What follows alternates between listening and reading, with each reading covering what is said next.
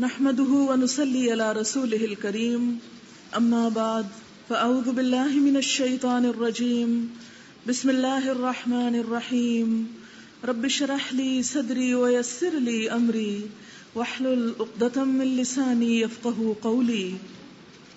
دوسرا پارہ. سيقول السفهاء من الناس ما ولاهم عن قبلتهم التي كانوا عليها قل لله المشرق والمغرب يهدي من يشاء إلى صراط مستقيم وكذلك جعلناكم أمة وسطا لتكونوا شهداء على الناس ويكون الرسول عليكم شهيدا وما جعلنا القبلة التي كنت عليها إلا لنعلم من يتبع الرسول ممن ينقلب على عقبيه وإن كانت لكبيرة إلا على الذين هدى الله وما كان الله ليضيع إيمانكم إن الله بالناس لرؤوف رحيم. شروع کرتی ہوں اللہ کے نام سے جو بے انتہا مہربان نہایت رحم فرمانے والا ہے. نادان لوگ ضرور کہیں گے انہیں کیا ہوا کہ پہلے یہ جس قبلے کی طرف رخ کر کے نماز پڑھتے تھے اس سے یکا یک پھر گئے. اے نبی صلی اللہ علیہ وسلم ان سے کہیے مشرق اور مغرب سب اللہ کے ہیں. اللہ جسے چاہتا ہے سیدھی راہ دکھا دیتا ہے. اور اسی طرح تو ہم نے تمہیں ایک امت وسط بنایا تاکہ تم دنیا کے لوگوں پر گواہ ہو اور رسول تم پر گواہ ہوں. پہلے جس طرف تم رخ کرتے تھے اس کو تو ہم نے صرف یہ دیکھنے کے لیے قبلہ مقرر کیا تھا کہ کون رسول اللہ صلی اللہ علیہ وسلم کی پیروی کرتا ہے اور کون الٹا پھر جاتا ہے. یہ معاملہ تھا تو بڑا سخت مگر ان لوگوں کے لیے کچھ بھی سخت ثابت نہ ہوا جو اللہ کی ہدایت سے فیض یاب تھے. اللہ تمہارے اس ایمان کو ہرگز ضائع نہ کرے گا. یقین جانو وہ لوگوں کے حق میں نہایت شفیق اور رحیم ہے. نبی اکرم صلی اللہ علیہ وسلم ہجرت کے بعد مدینہ طیبہ میں 16 یا 17 مہینے تک بیت المقدس کی طرف رخ کر کے نماز پڑھتے رہے. پھر کعبے کی طرف منہ کر کے نماز پڑھنے کا حکم آیا. آپ صلی اللہ علیہ وسلم کی خواہش بھی یہی تھی کہ آپ کے لیے حضرت ابراہیم علیہ السلام کے ہاتھوں تعمیر کیا ہوا قبلہ وہی آپ کا قبلہ قرار پائے. اور ویسے بھی آپ کی آخری نبی ہونے کی نشانیوں میں سے ایک نشانی تھی کہ آخری نبی کا قبلہ خانہ کعبہ ہوگا. اگرچہ آپ اس کے منتظر تھے لیکن ایک خاص وقت پر ہی آپ کا یہ انتظار ختم ہوا اور اللہ تعالیٰ نے قبلہ بدل دیا. جیسا کہ آپ جانتے ہیں کہ آپ صلی اللہ علیہ وسلم کے ساتھ صحابہ کرام کی ایک جماعت بھی مکہ سے مدینہ آئی. مکہ والے قدرتی طور پر خانہ کعبہ سے محبت رکھتے تھے. مدینہ میں آ کر جب انہیں اپنا رخ بدلنا پڑا بیت المقدس کی طرف تو یہ چیز جذباتی طور پر ان کے لیے مشکل تھی، لیکن چونکہ اللہ کا حکم تھا اس لیے بہت خوشی کے ساتھ انہوں نے اس حکم کو قبول کر لیا. پھر اس کے بعد جب 16-17 مہینے اس قبلے کی طرف منہ کر کے نماز پڑھتے رہے تو یکا یک پھر حکم آیا کہ اب اپنا قبلہ خانہ کعبہ کو بنا لو. یہ حکم نماز کے اندر آیا تھا. انہوں نے ایک لمحے کی بھی تاخیر نہیں کی، کوئی قیل و قال نہیں کی، کوئی حجت بازی نہیں کی. نمازوں کی حالت میں ہی اپنا رخ شمال سے جنوب کی طرف کر لیا. مدینہ سے بیت المقدس شمال کی طرف تھا اور خانہ کعبہ جنوب کی طرف تھا، ٹوٹلی اپوزٹ ڈائریکشن میں.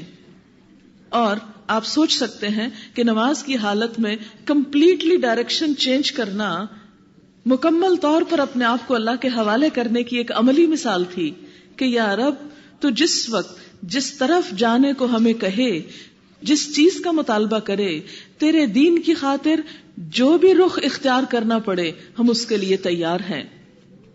خانہ کعبہ کی طرف منہ کرنا عبادت کا مقصد نہیں، یہ مظاہر عبادت میں سے ہے. ایک ڈسپلن کو قائم کرنے کے لیے ہے، انسانوں کو آزمانے کے لیے ہے کہ کون ہے جو اس ڈسپلن کی پابندی کرے گا. کیونکہ آگے آپ دیکھیں گے بار بار کہا جائے گا کہ جہاں کہیں تم ہو اس کی طرف منہ کر لو. یہ ایک پوری امت کو ایک ڈائریکشن اور ایک اتحاد کی طرف دعوت دینے کی بات ہے. اور دوسری طرف یہاں پر کیا بتایا جا رہا ہے کہ یہ بار بار کی تبدیلی دراصل یہ دیکھنے کے لیے تھی کہ کون اللہ کی بات مانتا ہے. کیونکہ عموماً یہ ہوتا ہے کہ جب ہم ایک روٹین کے عادی ہو جاتے ہیں، ایک چیز کے اوپر پختہ ہو جاتے ہیں، تو پھر اللہ کا حکم آ بھی جائے تو ہم اس حکم کو چھوڑنا نہیں چاہتے. جن عادات، جن رسم و رواج، جن خیالات کے ہم بچپن سے عادی ہو چکے ہوتے ہیں، بڑے ہو کر یکا یک جب ہم قرآن میں یا سنت رسول صلی اللہ علیہ وسلم میں کوئی بات پڑھتے ہیں تو ہم اس کو اتنی جلدی قبول نہیں کرتے، چھوڑنا نہیں چاہتے. لیکن رضی اللہ عنہم ورضوا عنہ، صحابہ کرام نے عملی مثال دکھائی کہ خواہ ہم 17 ماہ ایک حصے کی طرح منہ کرتے رہے، خواہ ہم مکہ میں اتنے سال اس کعبہ کو فالو کرتے رہے، لیکن جب اللہ نے حکم دیا تو ہم نے فوراً اپنا رخ موڑ لیا، کیونکہ اصل چیز اس کی اطاعت ہے، اس کی تابعداری ہے. جگہیں اہم نہیں ہوا کرتی، اصل اہمیت اللہ کے نام کی ہے. انسان اہم نہیں ہوا کرتے، اصل اہمیت اور بڑائی اللہ کی ذات کی ہے. حق بات کوئی بھی کہے، کہیں سے بھی آئے، کسی زمین میں بھی کرنی پڑے، یعنی قبلے کے لیے حکم کیا ہے؟ کہیں پر بھی ہو رخ ادھر کرو، گویا کسی زمین پر بھی ہو تمہاری عبادت کا مرکز تمہارا رب کریم ہے. قبلے کی طرف منہ کرنا دراصل ہم کو یہ سکھاتا ہے ہم ہر زمین پر اللہ کے بندے ہیں، خواہ ہم مشرق میں ہو یا مغرب میں، پاکستان میں ہو یا امریکہ میں، ہم کسی بھی زمین پر ہیں، ہم اللہ کے بندے ہیں. ہم اپنے شعار کو نہیں چھوڑیں گے، ہم اللہ کی عبادت نہیں چھوڑیں گے. عموماً ہمارا طرز عمل یہ ہوتا ہے کہ چلو تم ادھر کو ہوا ہو جدھر کی، جس ملک میں ہو ویسے ہی بن جاؤ، وہی کلچر اپنا لو، وہی طور طریقے اختیار کر لو. اگر وہ حرام کھا رہے ہیں تو تم بھی کھا لو، اگر کوئی غلط کر رہا ہے تو تم بھی کر لو. کیا کیا جائے، مجبوری ہے. اب یہ دوسرا ملک جو ہے، نہیں، ہر ملک میں قبلے کی ڈائریکشن کو فالو کرنا ہمیں یہ سبق سکھاتا ہے کہ خواہ ہم کہیں پر بھی ہوں، ہم سب سے بڑھ کر اللہ کے بندے ہیں، ہم سب سے زیادہ اس کے وفادار ہیں. ہمارے جذبات، ہماری عقل، ہمارا سب کچھ ہمارے رب کے لیے ہے. کیوں؟ اس لیے کہ کائنات کی ہر چیز اس کی تابعدار ہے. میری خیر خواہی بھی اسی میں ہے کہ میں اپنے رب کی تابعدار ہو جاؤں.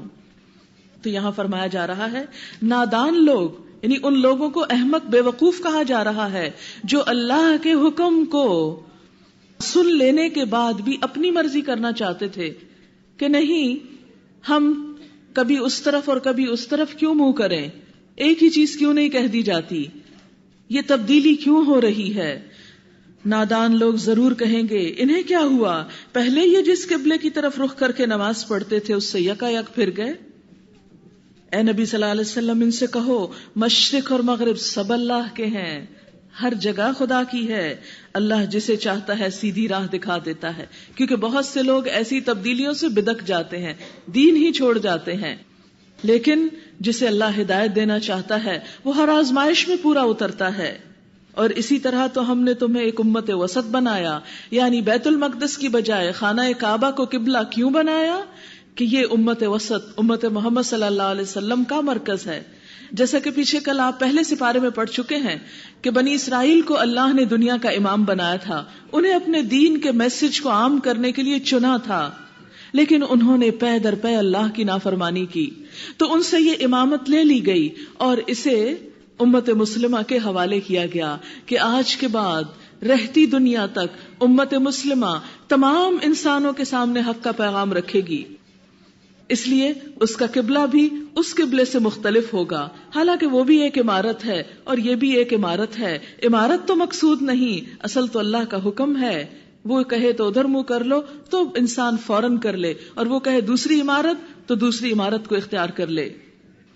اور پھر فرمایا یہ اس لیے لِتَكُونُوا شُهَدَاءَ عَلَى النَّاسِ، تاکہ تم دنیا کے لوگوں پر گواہ ہو، دنیا کے لوگوں کو حق کی بات بتاؤ اور رسول تم پر گواہ ہوں. یعنی آخری نبی، آخری امت، امت وسط جس کے پاس یہ محفوظ ترین کتاب ہوگی، یہ قبلہ تمہیں اس لیے دیا جا رہا ہے کہ تم تمام دنیا کے لیے رہنما ہو جاؤ. اور اگر آپ گلوب کے اوپر خانہ کعبہ کی جگہ دیکھیں، لوکیشن دیکھیں، تو وہ بالکل دنیا کا سینٹر بنتا ہے اور ہر طرف سے ایکولی دنیا کور ہوتی ہے.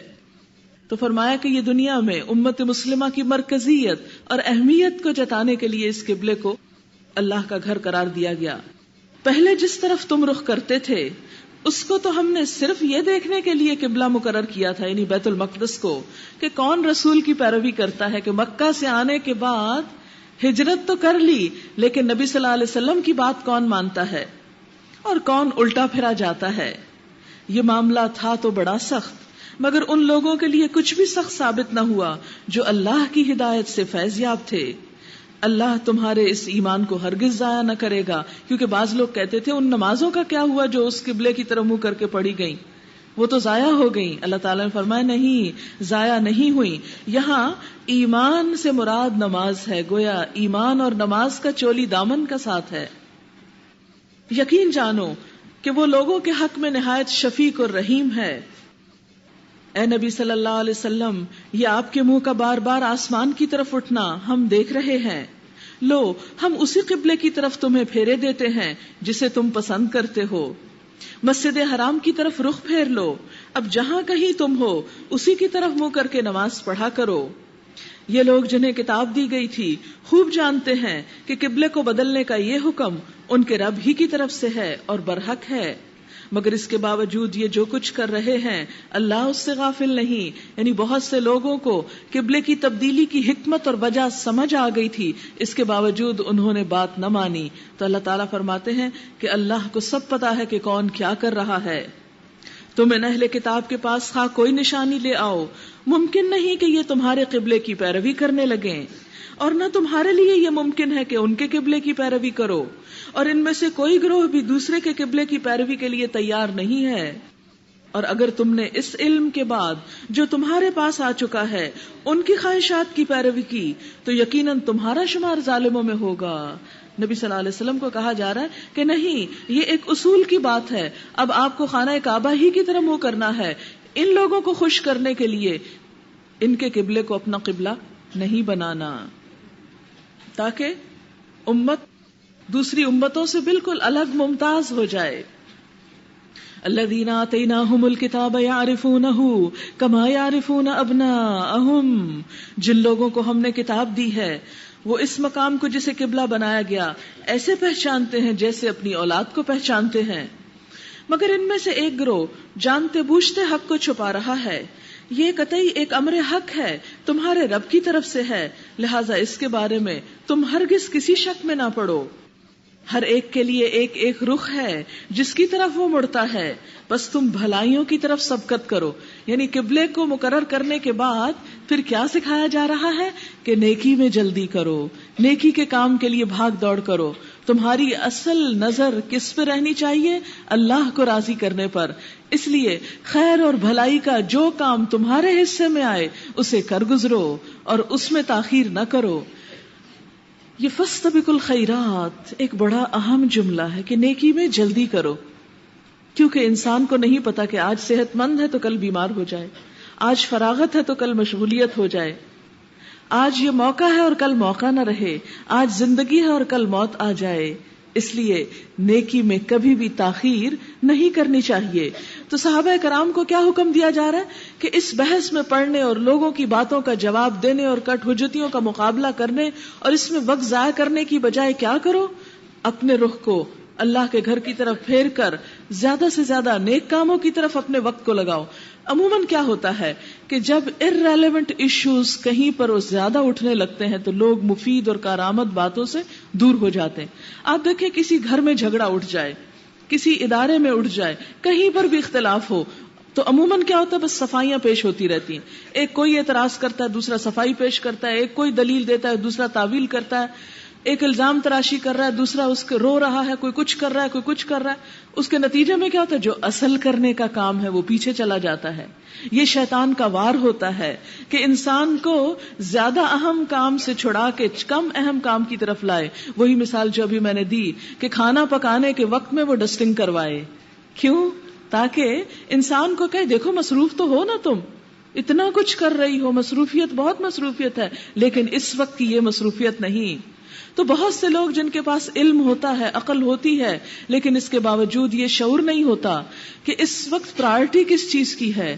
زیادہ اہم کرنے کا کام کون سا ہے، جس کو یہ سمجھ میں آ جائے کہ آج کے دور کی ضرورت کیا ہے اور مجھے اس وقت دین کی کون سی خدمت کرنی چاہیے، اور لا یعنی بحثوں اور تعویلوں اور حجتوں کو چھوڑ کر تعمیری کام میں مصروف ہونا چاہیے. وہ وہی شخص ہو سکتا ہے جس پر اللہ کی خاص عنایت ہو، جسے اللہ نے حکمت دی، جسے اللہ نے سمجھ دی، اور جس کا وقت اللہ نے بچا لیا. اس لیے صحابہ کرام کو کیا کہا گیا؟ فاستبقوا الخیرات. منہ تو کرنا ہی ہے کسی نہ کسی طرف، اصل مقصود کیا ہے؟ نیکیوں کے لیے دوڑ لگاؤ. اینما تکونوا یأتی بکم اللہ جمیعا. جہاں کہیں تم ہوگے اللہ تم سب کو اکٹھا کر لے گا. ان اللہ علی کل شیء قدیر. بے شک اللہ ہر چیز پر قدرت رکھنے والا ہے. تمہارا گزر جس مقام سے بھی ہو وہیں سے اپنا رخ نماز کے وقت مسجد حرام کی طرف پھیر دو، کیونکہ یہ تمہارے رب کا بالکل برحق فیصلہ ہے اور اللہ تم لوگوں کے اعمال سے بے خبر نہیں ہے. اور جہاں سے بھی تمہارا گزر ہو اپنا رخ مسجد حرام ہی کی طرف پھیر دو، اور جہاں بھی تم ہو اسی کی طرف منہ کر کے نماز پڑھو، تاکہ لوگوں کو تمہارے خلاف کوئی حجت نہ ملے. ہاں جو ظالم ہیں ان کی زبان کسی حال میں بند نہ ہوگی، تو ان سے تم نہ ڈرو بلکہ مجھ سے ڈرو. یعنی جو ظالم ہے وہ کسی وقت بھی تمہیں اسپیئر نہیں کریں گے. اگر ایک اعتراض ختم تو کوئی اور اٹھا لیں گے، وہ اعتراض کا جواب دو گے ایک تیسری حجت نکالیں گے، اس کو سیٹسفائی کرو گے ایک اور بہانہ کریں گے. ان کا تو کام ہی یہ ہے کہ صرف باتیں بناتے جائیں، کیونکہ انہوں نے کام تو کچھ کرنا نہیں. اس لیے تم ان کی باتوں کی پرواہ نہ کرو. تم ان سے نہ ڈرو بلکہ مجھ سے ڈرو، اس لیے کہ میں تم پر اپنی نعمت پوری کر دوں، اور اس توقع پر کہ میرے اس حکم کی پیروی سے تم اسی طرح فلاح کا راستہ پاؤ گے جس طرح تمہیں اس چیز سے فلاح نصیب ہوئی کہ میں نے تمہارے درمیان خود تم میں سے ایک رسول بھیجا. کما ارسلنا فیکم رسولا منکم یتلو علیکم آیاتنا ویزکیکم ویعلمکم الکتاب والحکمہ ویعلمکم ما لم تکونوا تعلمون. میں نے خود تم میں سے ایک رسول بھیجا. نبی صلی اللہ علیہ وسلم کی طرف اشارہ ہے. اور آپ کے فرائض منصبی کیا ہیں؟ آپ نے کیا کیا آ کر؟ جو تمہیں میری آیات سناتا ہے، تمہاری زندگیوں کو سنوارتا ہے، تزکیہ کرتا ہے، تمہیں کتاب اور حکمت کی تعلیم دیتا ہے، اور تمہیں وہ باتیں سکھاتا ہے جو تم نہ جانتے تھے. اس سے یہ یاد رکھیں کہ جب تک قرآن کے ساتھ نبی صلی اللہ علیہ وسلم کی سنت کو، آپ کی سیرت کو، آپ کے اسوہ حسنہ کو فالو نہ کیا جائے، اس وقت تک دین مکمل نہیں ہوتا. کیا کہا گیا؟ وَيُعَلِّمُكُم مَّا لَمْ تَكُونُوا تَعْلَمُونَ. وہ تم کو وہ باتیں سکھاتا ہے جو تم پہلے نہ جانتے تھے. گویا جب تک نبی صلی اللہ علیہ وسلم کی سکھائی ہوئی باتوں کو ہم نہ جاننے کی کوشش کریں اس وقت تک دین مکمل ہو نہیں سکتا. فَاذْكُرُونِي أَذْكُرْكُم. مجھے یاد کرو میں تم کو یاد کروں گا. وَاشْكُرُوا لِي. اور میرا شکر ادا کرو. وَلَا تَكْفُرُونِي. میرا ناشکری نہ کرو، کفر نہ کرو. اللہ کو یاد کرنا. آپ دیکھیں کہ ہم نے قرآن کی ابتدا الحمدللہ سے کی تھی. الحمدللہ دل کی کیفیت ہے، شکر. جس دل میں خدا بس جاتا ہے اس زبان پہ ذکر لازمی آنے لگتا ہے. یہ ہو نہیں سکتا کہ جو آپ کے دل میں ہو وہ آپ کی زبان پہ نہ آئے. بہت مشکل ہے دل کی کیفیات کو چھپانا اور زبان تک نہ لانا. اس لیے آپ دیکھیں گے کہ ماؤں کو بچوں سے محبت ہوتی، جس مجلس میں بیٹھتے اسی کی بات شروع کر دیتی، میرے بچے نے یہ کھایا، یہ پیا، یہ بولا. اسی طرح جس کو جس انسان سے محبت ہوتی ہے وہ ہر جگہ بیٹھ کے اسی کا ذکر کرتا رہتا. اگر کسی کہانی سے، کسی فلم سے، کسی ڈرامے سے، کسی بھی چیز سے محبت ہے تو آپ دیکھیں کہ جو ہماری محبتیں ہوتی، کوئی پلیئر ہے، کوئی ایکٹر ہے، کوئی کچھ ہے، تو ہر محفل، ہر مجلس میں اسی کا ذکر ہو رہا ہے. قدرتی بات ہے، ذکر اسی کا ہے جس کی دل میں محبت ہے. تو بالکل جس شخص کے دل میں اللہ کی محبت آ جائے پھر ہو نہیں سکتا کہ اس کی زبان پر اللہ کا ذکر آنا بھول جائے. وہ بھولے بھولے چونک اٹھے گا، او میں تو ذکر نہیں کر رہا.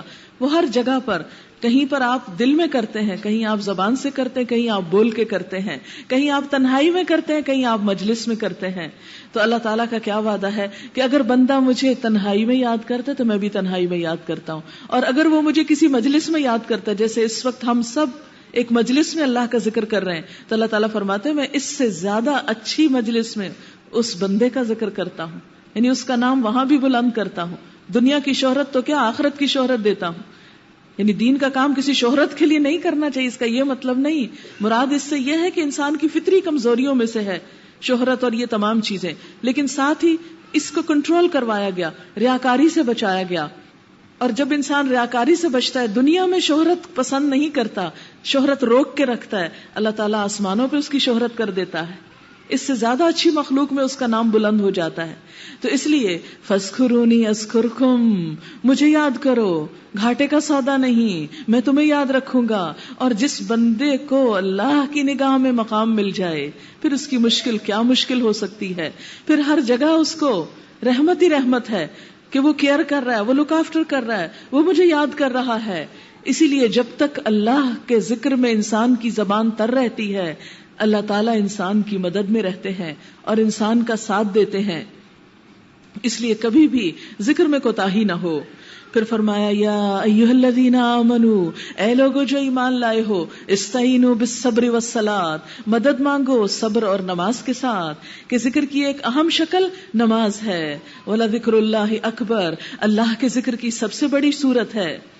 اور جیسے نماز زندگی میں ہر روز 5 بار فرض ہے، ایسے ہی زندگی کی آزمائشوں میں صبر بھی لازم ہے. آپ دیکھیں کہ کبھی ہمیشہ دن نہیں رہتا، ہر دن کی رات ہوتی ہے. یہ فطرت کا ایک قانون ہے. اس سے ہم سب کو سمجھ لینا چاہیے کہ زندگی میں صرف خوشیاں نہیں ہوا کرتی، زندگی میں صرف ہماری مرضی پوری نہیں ہوتی.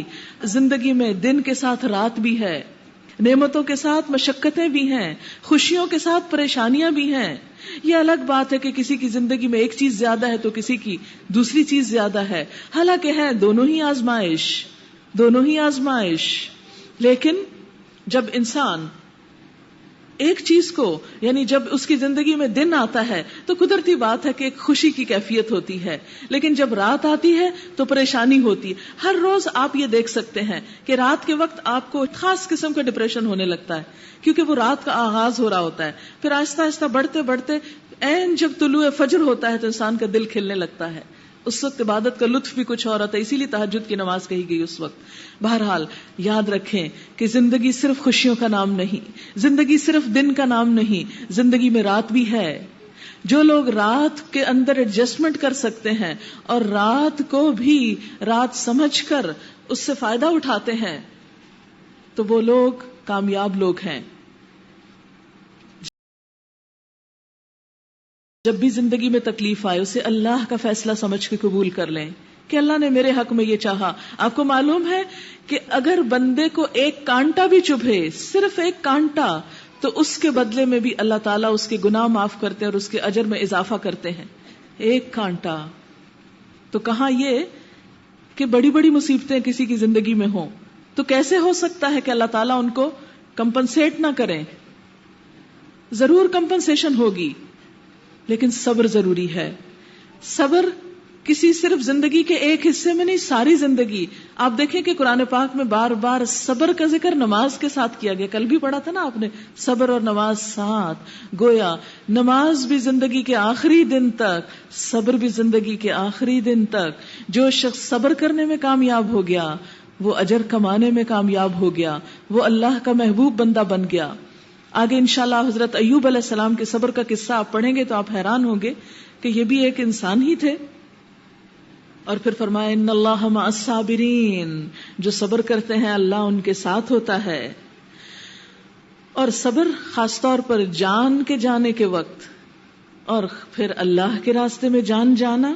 تو فرمایا اور جو لوگ اللہ کی راہ میں مارے جائیں انہیں مردہ نہ کہو، ایسے لوگ تو حقیقت میں زندہ ہیں مگر تمہیں ان کی زندگی کا شعور نہیں ہوتا. اور ہم ضرور تمہیں خوف اور خطر، فاقہ کشی، جان و مال کے نقصانات اور آمدنیوں کے گھاٹے میں مبتلا کر کے تمہاری آزمائش کریں گے. امتحان آتے رہیں گے، ہر دن کے بعد رات آئے گی. ان حالات میں جو لوگ صبر کریں اور جب کوئی مصیبت پڑے تو قالوا انا للہ و انا الیہ راجعون، پکار اٹھیں کہ بے شک ہم بھی اللہ کے لیے ہیں اور ہم اسی کی طرف واپس جانے والے ہیں. یعنی اگر کوئی چیز چلی گئی، مال چلا گیا، کوئی انسان چلا گیا، کوئی خوشی چلی گئی، تو ہم بھی تو جانے والے ہیں، ہم کوئی ہمیشہ یہاں تھوڑی رہیں گے. اگر دکھ درد ہے تو اس درد کے ساتھ بھی دنیا سے خاتمہ تو ہو ہی جائے گا. کوئی بھی چیز یہاں پرماننٹ نہیں. اصل ہمیشگی تو جنت میں ہے، اصل خوشیاں تو وہاں ہیں. لہٰذا کوئی ایسا کام نہ کروں کہ وہ خوشیاں چلی جائیں. اللہ نے ایسے لوگوں سے وعدہ کیا کہ جو غم کی گھڑیوں میں انا للہ و انا الیہ راجعون پڑھتے ہیں. یہ صرف مرنے پہ نہیں پڑھا جاتا بلکہ ہر حال میں پڑھا جاتا ہے. ایک دفعہ آپ کا چراغ بجھ گیا, لائٹ چلی گئی, جیسے ہمارے یہاں لائٹ چلی جاتی, تو آپ نے انا للہ پڑھا. تو صحابہ نے پوچھا کہ اس پر بھی, فرمایا تو کیا بجلی کا یعنی کہ روشنی کا جانا کیا غم نہیں, تکلیف نہیں, اس پر بھی پڑھنا چاہیے. چھوٹی سی کوئی چیز چلی جائے تو اس پر انا للہ پڑھ لینے سے کیا ہوتا ہے.